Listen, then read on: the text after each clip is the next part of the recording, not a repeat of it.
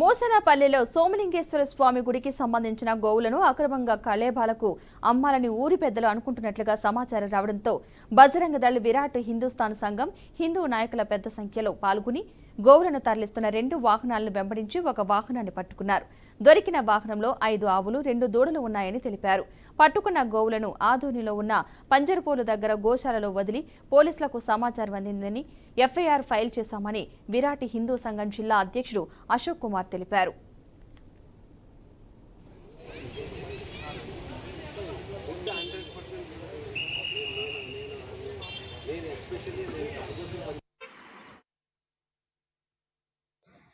మూసానేపల్లెలో సోమలింగేశ్వర స్వామి దేవాలయం దానికి సంబంధించి ఆ గుడికి సంబంధించిన గోవుల్ని అక్రమంగా కబేలాలకు అమ్మాలని కాసి అక్కడ ఊరి పెద్దలు అనుకున్నారని కాసి మాకు ఇన్ఫర్మేషన్ వస్తే ఈరోజు బజరంగ్ దళ్ విరాట్ హిందూస్థాన్ సంఘం మరియు హిందూ నాయకులు మరియు గోరక్ష ప్రేమికులు అందరూ కలిసి ఈరోజు పెద్ద సంఖ్యలో పాల్గొని ఆ వెహికల్స్ని క్యాచ్ చేసి ఆ వెహికల్స్ని 2 వెహికల్స్ బయలుదేరాయి. అక్కడ నుంచి ఒక వెహికల్ దొరికింది.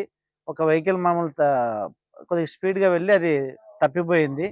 ఒక వెహికల్ దొరికితే దాంట్లో 5 ఆవులు 2 దూడలు ఉన్నాయి. ఇంక అక్కడే మనము పంజరాపూల్ దగ్గరే గోశాలలో వదిలేసి అంతట్లోనే పోలీస్ వారికి ఇన్ఫర్మేషన్ ఇచ్చి అక్కడ నుంచి ఇష్యూ స్టేషన్కి వచ్చి కంప్లైంట్ ఇచ్చి ఎఫ్ఐఆర్ కట్టిస్తున్నాము. ఆ ఆటో మరియు ఆ గోవుల్ని ఎవరైతే అక్రమంగా విషయం ఏమంటే మూసానపల్లిలో ఉండే ఆ దేవాలయానికి దాదాపుగా 100 ఎకరాల భూమి ఉంది. 100 ఎకరాల భూమి ఉన్న దేవాలయానికి కనీసం ఒక 50 ఆవులు మెయింటైన్ చేసేంత గోశాల ఏర్పాటు చేసుకోలేరంటే వాళ్ళ ఊరోళ్ళు మరి వాళ్ళ విజ్ఞతకే వదిలేస్తున్నాము.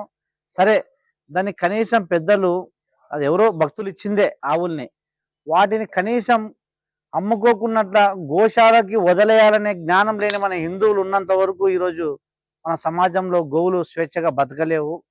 కాబట్టి ఇకనైనా హిందువులు మేల్కొనండి.